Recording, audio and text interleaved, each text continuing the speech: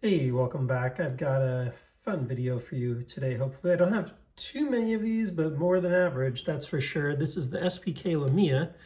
I wanted to spend a little time looking into these and trying to understand a little bit of what Alex has done over the years.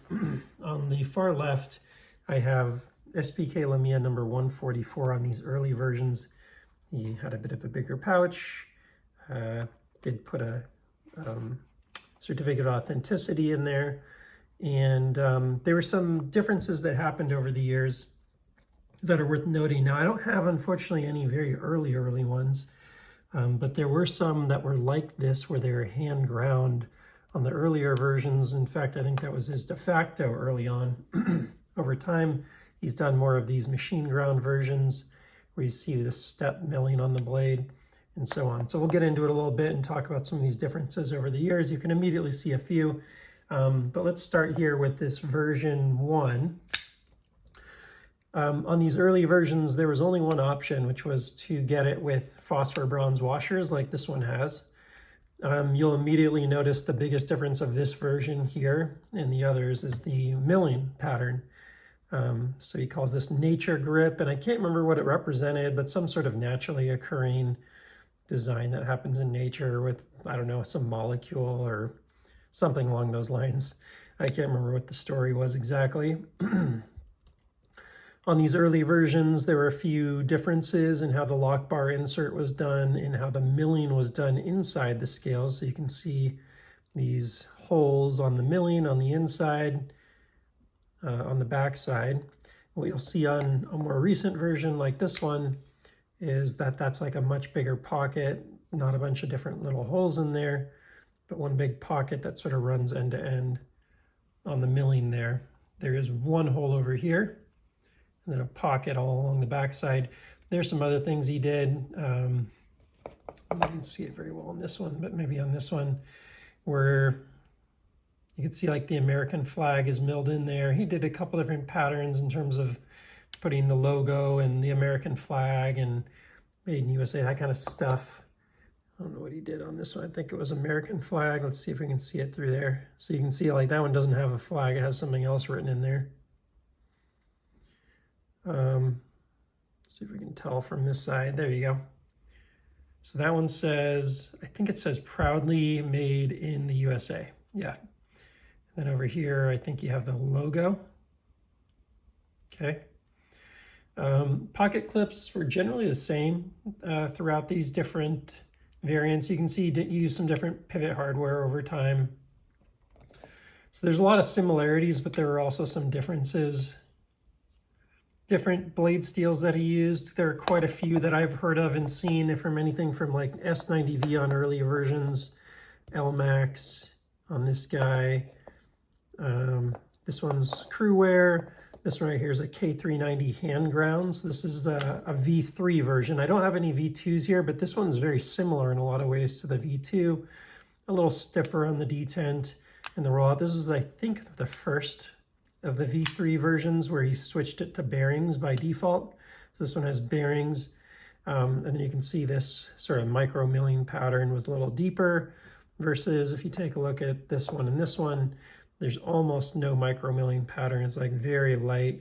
And same thing with the stepped blade. It's like almost not stepped on that one versus on some of these other ones. There's a pretty deep stepping here on these two crew wear versions that he did.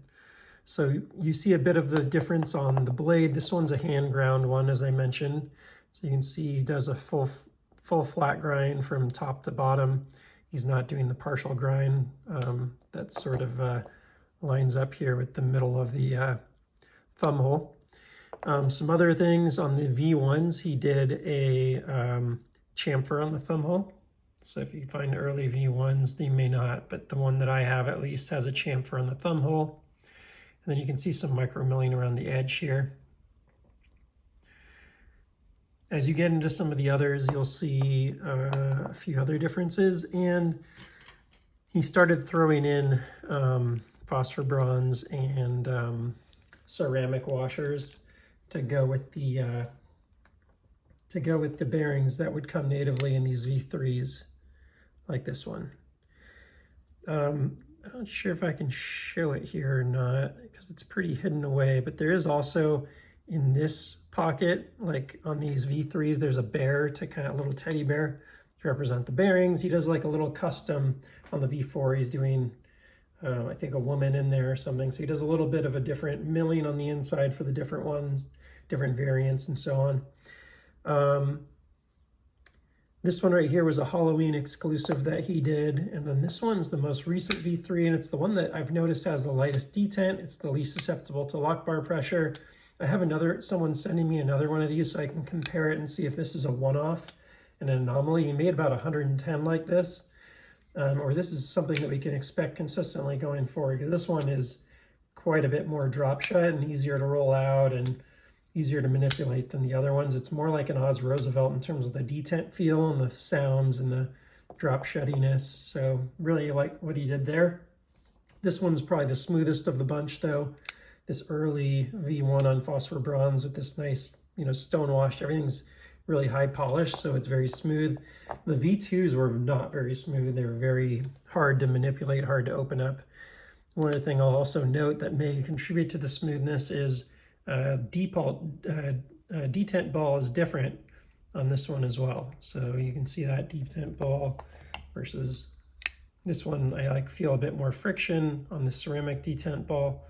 So he did change up the detent ball materials over time, and that can be a bit of a difference as well.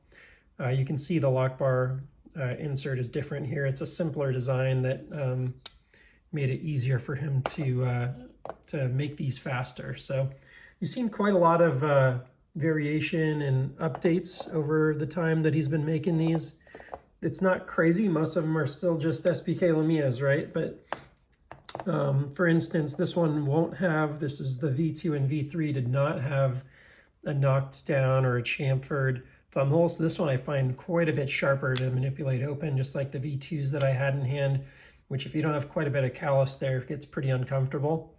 This one I actually asked him to do. He did it for, I think, maybe 5 knives. He added in a chamfer on this V3 for me and a few other customers. And then on this most recent one, the way that he's tumbling now, you don't need it. It's actually best of both worlds. You get a nice bit of grip. No chamfer on the thumb hole, but it's like knocked down so much that it feels more like a Demco, where it doesn't bother your finger to manipulate the knife via the thumb hole.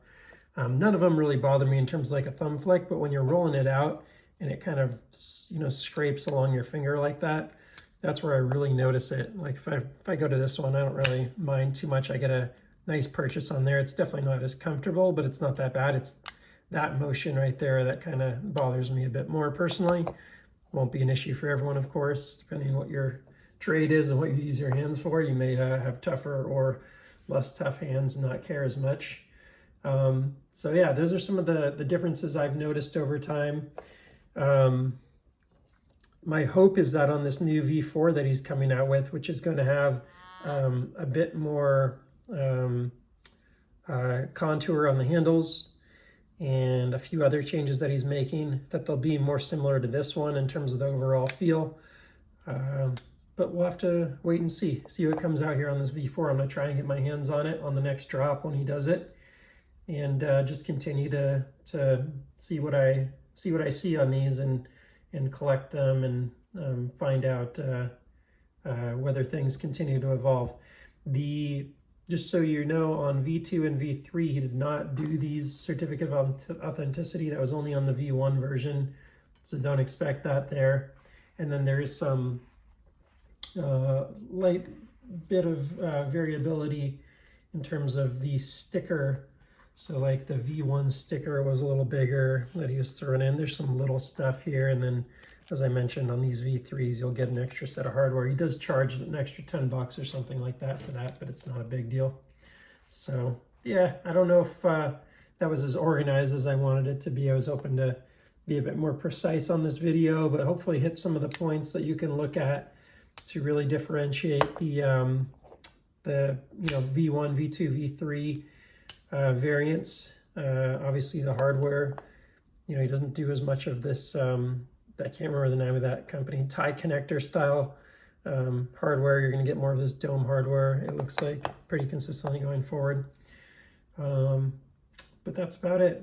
I hear he is looking at bringing out the nature grip again. Hopefully we'll see that coming back, but I'm sure this is a very difficult in time sucking milling pattern. So we'll see what he wants to do. It's pretty amazing the number of knives he's cranking out at this point as a one-man shop. He's starting to either catch up or maybe even pass brown knives, which is impressive. So that's all for now. Please like, subscribe if you enjoyed this, and I'll see you on the next one. Take care.